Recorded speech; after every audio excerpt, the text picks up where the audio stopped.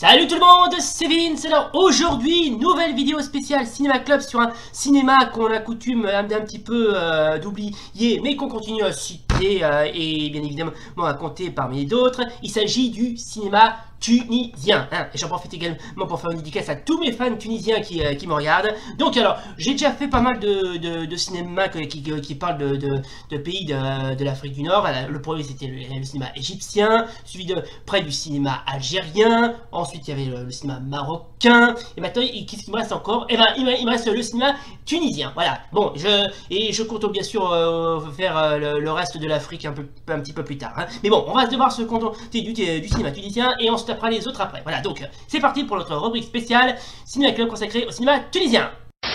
Alors, pour comprendre qui est donc le cinéma tunisien, alors évidemment, bien évidemment que le cinéma tunisien n'échappe pas à la règle en ce qui concerne l'exploitation de films et de lieux de tournage, mais bon, ça on le savait depuis un petit peu à un moment. Alors, on va faire un petit, comment dirais-je, cours d'histoire si vous voulez bien. Alors, le cinéma tunisien compte environ 600 films d'auteurs abrités à la Cinémathèque nationale. Il traite de tous les sujets de la société tunisienne. Certains de ces films connaissent un succès international comme Signe d'apparence de Kamel Chérif, réalisateur franco-tunisien, qui obtient le premier prix de la Mostra de Venise, Alfawine, l'enfant des terrasses, et Un été à la goulette de Ferid Bouguedir. Les ambassadeurs de Nasser Keftari, Le silence du palais de Moufida Tlatli, El Saïda de Mohamed Zran et plus récemment Saintin Rouge réalisé par Raja Amari. Ah oui, à ce qui paraît, il est bien le film Saintin Rouge, hein, je vais pas vous le cacher. Alors, on va parler du cinéma du tunisien d'hier à aujourd'hui. On va commencer par le début des années 50, parce que c'est en ce moment précis où le cinéma tunisien a commencé à faire ses premiers pas au cours des années 50. Alors, le cinéma existe en Tunisie depuis son apparition à l'échelle mondiale. Dès 1887, les frères Lumière, toujours à l'affût du bon coup, c'est de là, tournent de vues animées dans les rues de Tunis. En 1897 ont eu lieu les premières projections cinématographiques à Tunis, qui est la capitale de la Tunisie. Voilà. Organisées par Albert Samama Chikli et le photographe français Solaire, la diffusion porte principalement sur des films relevant du cinéma colonial français à viser à la fois des divertissements et de propagande. En 1919, le premier long métrage réalisé sur le continent africain, Les 5 Gentlemen maudits de Louise Mora, est tourné en Tunisie. En 1922, Samama Chikli tourne le premier court-métrage tunisien, Zora, et en 1923, un deuxième film de fiction, La fille de Carthage. Sa fille Haïdé joue dans les deux films. En 1939, Le fou de Kairouan, premier film tunisien en langue arabe, est tourné à Kairouan. Ensuite, suivi bien évidemment en 1966, le premier long métrage tunisien qui dure 95 minutes et c'est un film en noir et blanc réalisé et produit par Omar attendez que je prononce bien, Kiflis, j'ai bien prononcé, L'Aube, tourné en 35 mm. En 1967, le premier film tunisien d'animation en couleur voit le jour, le court-métrage Notre Monde, réalisé par Habib Masrouki. Ensuite, pendant la période de l'année 1927, la première société tunisienne de distribution de films, Tunis Film, commence ses activités après l'indépendance. La production des films dépend entièrement de la Société anonyme tunisienne de production et d'exploitation cinématographique, abrégé ce qui donne la SATPEC, ou S-A-T-P-E-C. Voilà, qui s'occupe de la gestion de l'activité cinématographique dans le pays. Néanmoins, dans les années 1980, on assiste à l'émergence du secteur privé qui entraîne la liquidation de la SATPEC. On va commencer maintenant par le cours des années 1956. De nombreuses salles existent dès les années 1930 et ce n'est qu'en 1962 que la première salle dont le propriétaire est tunisien ouvre ses portes. Il s'agit du Colisée Hammam Lif, propriété de Jilani Goubatini, cofondateur du groupement Goubatini. 2 ans plus tard, son frère aîné Salem Goubatini est à l'origine de l'ouverture de la première salle de cinéma hors du Grand Tunis. Le excusez-moi, j'ai un petit peu du mal à prononcer, je suis désolé. Alors, le El Kadra à Gabès. au cours des années 1970, marque la création du groupement qui a ce jour le groupement d'exploitation et de distribution cinématographique le plus important du pays, l'acquisition de la plupart des salles de cinéma ou sur l'ensemble de la Tunisie par ces derniers, dont le Colisée de Tunis, le Palace de Tunis et de Sousse.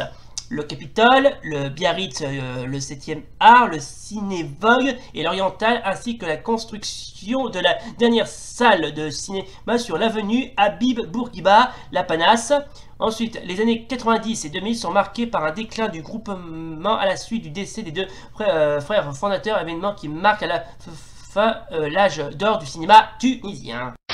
Alors maintenant, on a passé maintenant à la fin des années 50 jusqu'à aujourd'hui. Maintenant, on va s'intéresser aux productions. Alors, les productions tunisiennes produites par deux organes que sont le ministère de la Culture et l'ANPA, rien à voir avec l'ANPE, pour la télévision en support vidéo, restent rares et confidentielles. Une dizaine de films sortis depuis 1967 qui traitent des phénomènes de mutation sociale, du retour à l'identité et du choc de la modernité.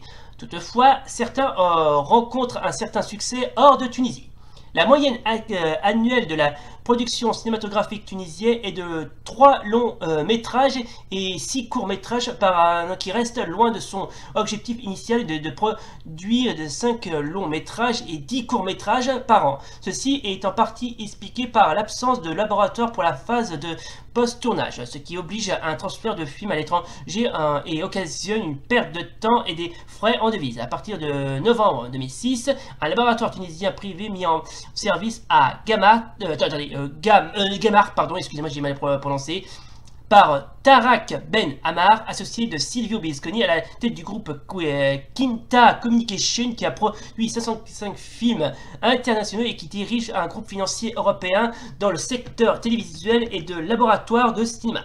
Parmi les plus connus figure Un été à la goulette, sorti en 1996 et réalisé par Ferid Bouguedir, qui fait un flashback sur la petite communauté de la goulette à une époque révolue où musulmans, juifs, chrétiens cohabitent dans la tolérance et la bonne humeur. Alfawine, l'enfant des terrasses, sorti en 1990, du même Bouguedir, et a sans doute été le plus grand succès du cinéma tunisien. Il met en scène un enfant de la Tunisie des années 1960. Nourid Bouzid porte quant à lui sur la réalité tunisienne un regard sans complaisance dans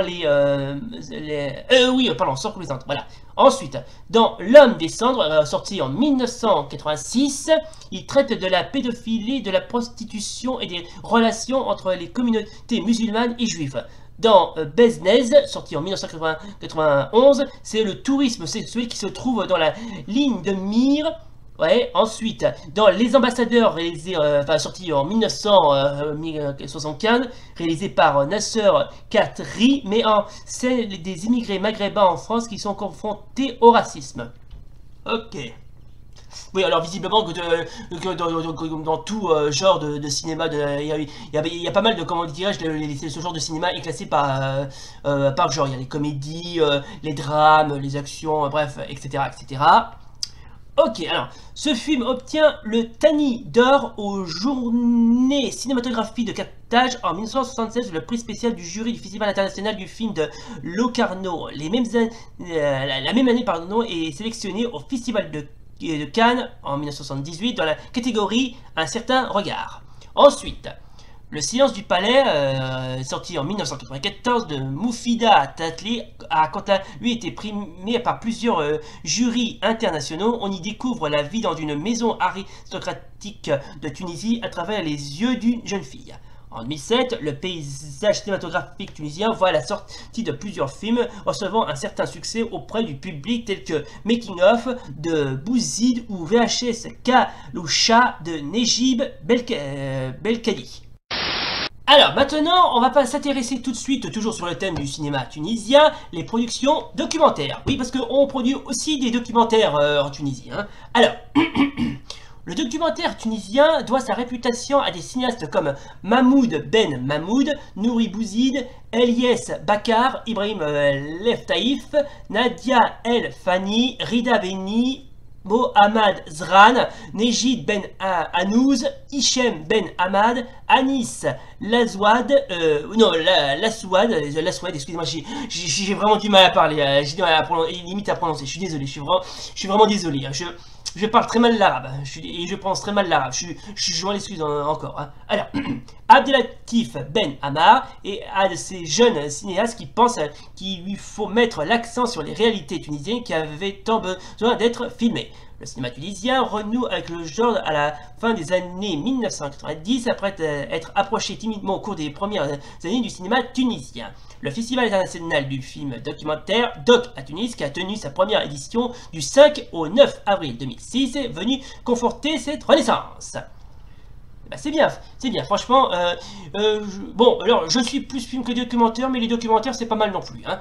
Bon, sinon, puisqu'on en est là, on va s'intéresser tout de suite aux productions étrangères, puisque le cinéma tunisien, tout comme n'importe quel cinéma de n'importe quel pays, n'hésite pas à faire des productions à l'étranger.